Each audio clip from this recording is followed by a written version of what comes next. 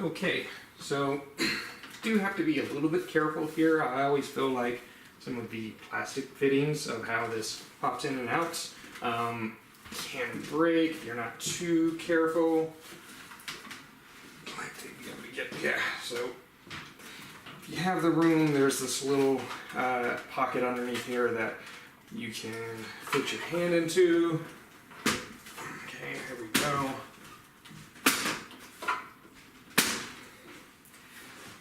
And you just don't want to pull too much there and break the fittings up here. But I can show you a little closer what these guys actually look like.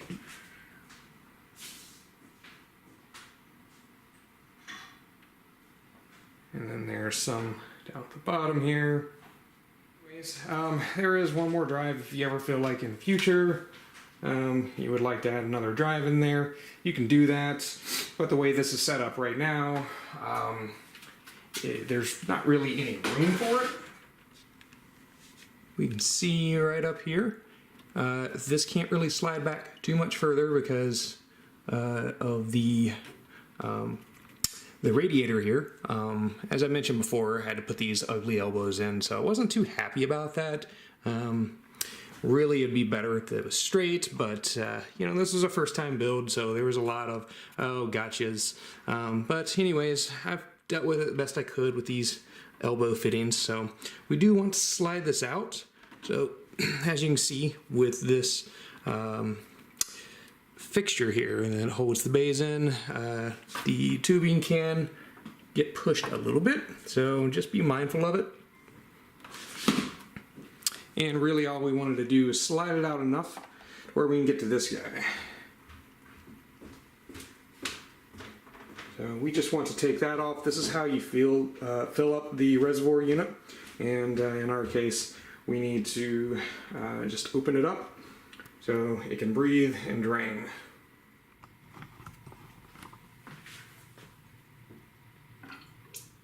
There we go.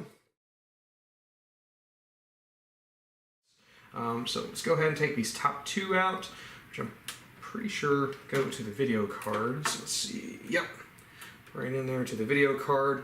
So that first one on the top, I had mapped over to the PCI port on the left here to the top video card. One thing to note about that, so that one is just a group of 6, and I believe this other one is a bit bigger. So that's over here for now. Let's go ahead to the next one. And yep, that one also goes to here. And so second one on the top, so that would be the middle one. That went to the larger of the two in the video card slot. Now the fittings, the one that went in the top that had 4 across, it's actually just a second piece that comes off. So you're just gonna have to put those together. These guys actually came out of the main group that comes out of the power supply unit. So I'm not sure which one was technically my main video card unit that I was using, top or bottom. And then my secondary one I had supporting my outer monitors. So I'm assuming this is the bottom one is probably my primary one, since I had it coming from the native cables coming out of the power supply, but that's just an assumption. I do recall having to figure a little bit of that out as I was putting it together. And again, this guy just didn't get used because it needed a smaller one and a larger one on the outside.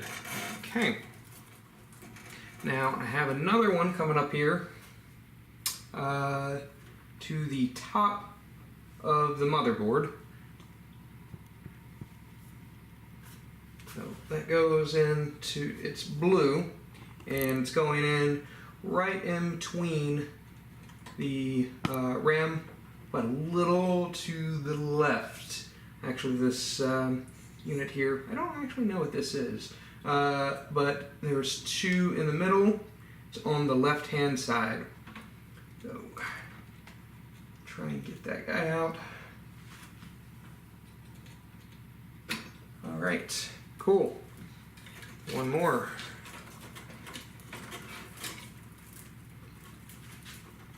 All right, so it looks like that is all of the cables that are, I guess, secondary units. And then there's this massive cluster that goes to this section over here. It's kind of hard to miss. It's got all of the wires in it. They never make these things super easy.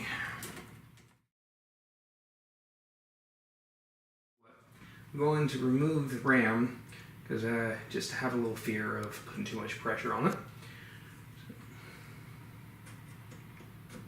And I believe these just have a lever on the top. Please, God, don't have one on the bottom too. Yes. Okay, so you'll have to double check, but these guys are pretty standard for RAM. It's not quite centered, so just make sure you know which way it's going. If it's of any help, you can see the text is, let's see, counterclockwise on the right. The text for these is clockwise on the left. If you choose not to use all the RAM and just some, you will need to defer to the motherboard manual. I do have that. I will pack it and send it to you. But I believe these things are pretty specific about, you know, slots this and this for only one stick, slots this and this for the second sticks. So it's a bit more complicated when you're not using all, but I don't know why you wouldn't use all if I'm giving it to you. Faster is better. Okay, and I thought this might be in 2 pieces, so I think that should be pretty easy to figure out, but just for the record, the smaller one was plugged in there at the bottom, so. All right. Is there any more cables to the power units? Let's see.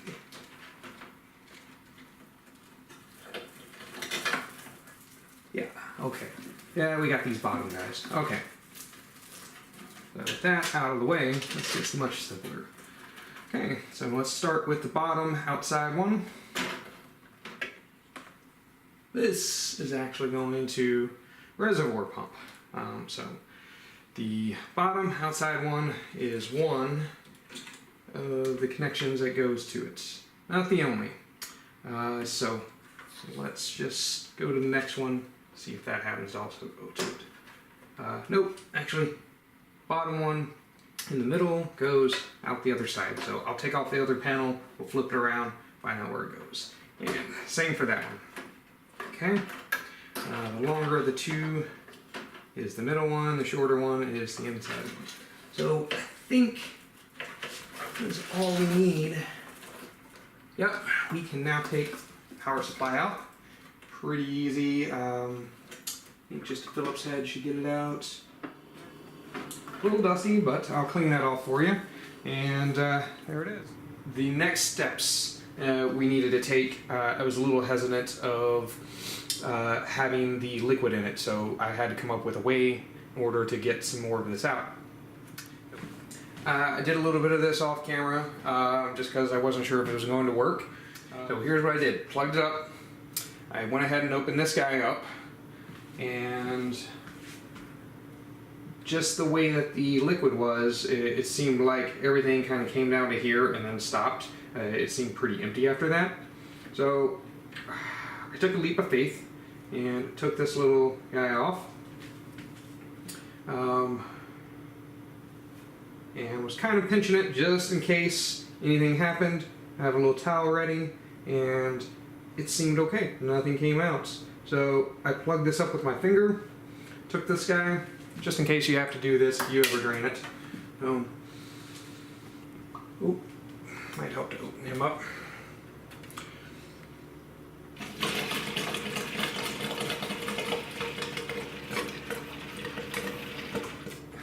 and makes me feel a little bit better now.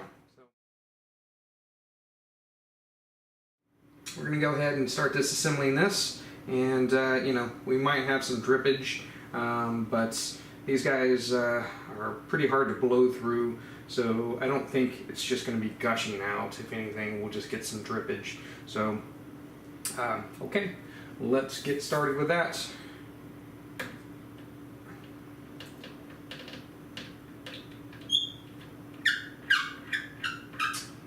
With the receipts, you'll probably notice I got a lot of these parts from the same place. They had a pretty good selection.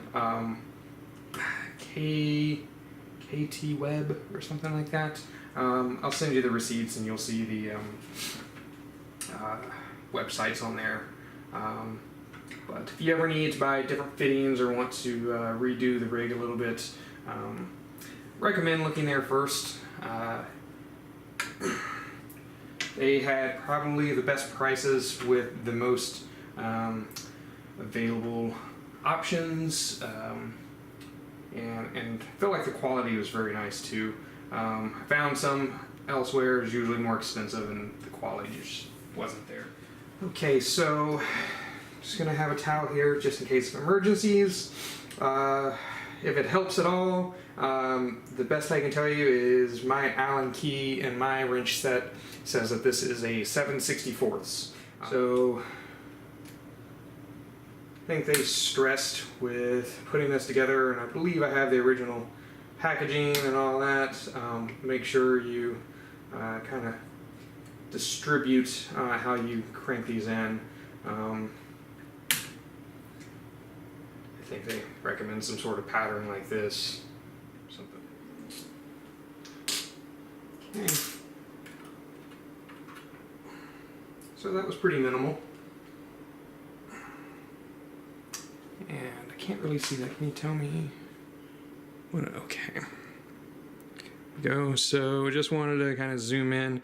These little black rings on here, the gaskets, they pop out.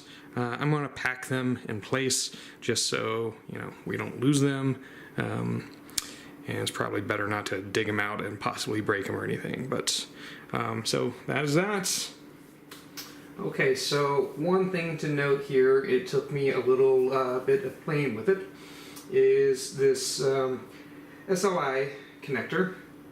So you'll notice that it has a spot here on the outside, a little small middle one, and then one on the outside.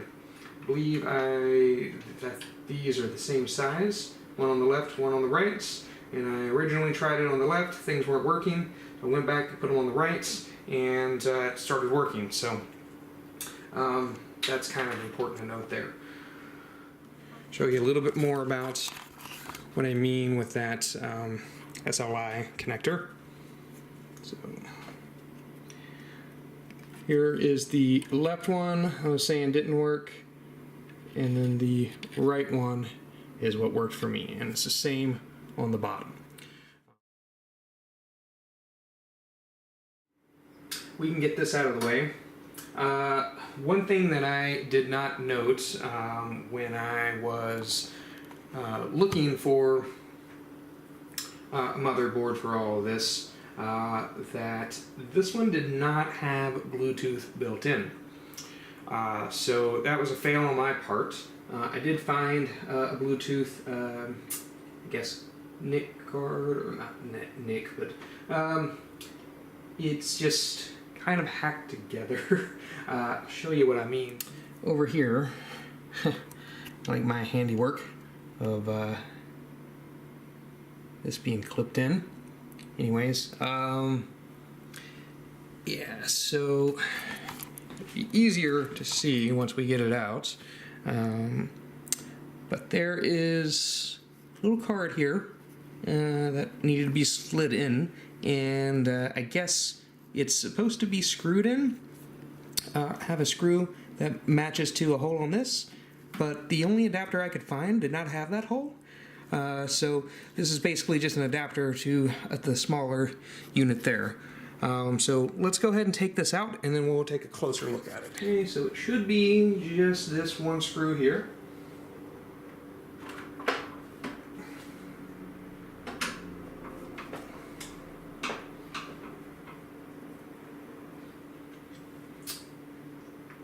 After that's out, should be able to just slide it on out. Okay. Now we can get a closer look at what I was talking about. So this was the adapter. And this is the actual unit here that is what is, you know, enabling the Bluetooth.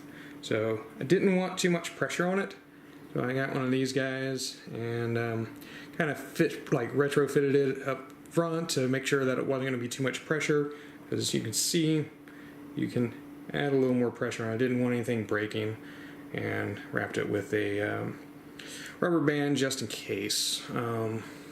So anyways, I'll try and leave all that intact. You may not even want Bluetooth.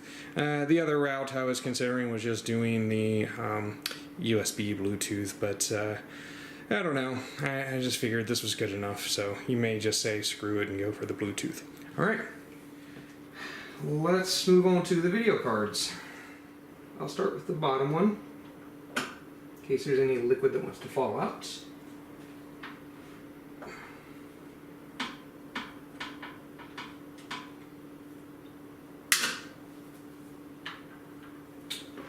So just take out that one screw like before.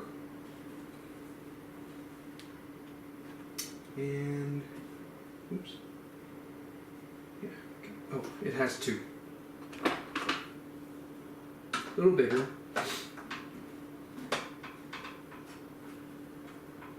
So you'll see what I mean when you feel the weight of these. Most of the weight is coming from that this is a full coverage plate that I got for it versus a partial coverage. Ah, there is a little lock on it. Okay, thought that might be the case. So, get the fingers involved a little bit more. There we go. Okay, there we go. Alright, just gonna take it to the sink, bring it out. What I mean by full coverage is that this is a metal plate on top. Now, one thing I learned for doing video card coverage is because of how long and skinny these are, it's important to give them proper support if you're doing a full coverage on this side, because they can start to bend and warp, in extreme cases even break, stuff like that. So I think that's pretty much it for it. We'll go ahead to the next one, and then we've got a lot more elbow room.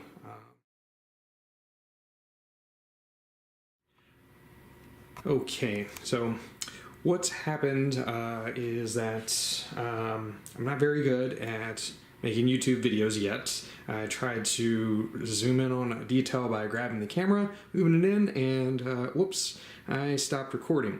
So for whatever it's worth, I'm going to try and recap best I can of what happened while I did not record. So I believe I wanted to come in and talk about this. This was not really that important, but this is one of those swivel joints I was talking about. What else happened? Let's see, I took a few more tubes off. Just those two, I believe, was it. And I pulled the water pump and reservoir out. Pull that over here. And, well, there's not too much I can recap you on other than I pulled a couple of cables out. So the power one over here is a pretty obvious one. Let's see, I do believe that as of right now, either way, this guy went to the power supply. Still have this one cable running out there to sort of a split off, and we took this other end of it. So you can see there, we took this off earlier. I'll have to rewind the video to refresh my memory of which one it was. I believe maybe somewhere in the power supply. Let's see, what else was there? Okay, so there was fan one and temperature one. So let's see, the temperature one's pretty easy. It's the one going to the CPU. So I just left that there. Pretty easy to figure out. Just a little white 2-prong guy. And let's see, the fan control. Let's see. This is possibly it here. Does it look like that can fit in there? Yeah, 3 prongs, I think that is it. So hope that catches you back up on everything. I did want to kind of loop back through something we talked about earlier, make sure that it was well noted because it was one of the gotchas for me. So right now there should be 2 open spots, and then it skips 1, 2 open spots, and then that Bluetooth was in that one underneath the second set of 2 open slots. Now, so that one would have gone in here. Okay, this is the important part. That second one needs to go right above there. This port's going to skip, and this one, the top video card, goes in this spot. So basically it goes in the top one and skip one and then down. I did order another water block somewhere. Basically looked like this, but shorter. So just a reminder, the bigger of the 2 is the one to use. I ordered it for the measurement of this when I needed it for that.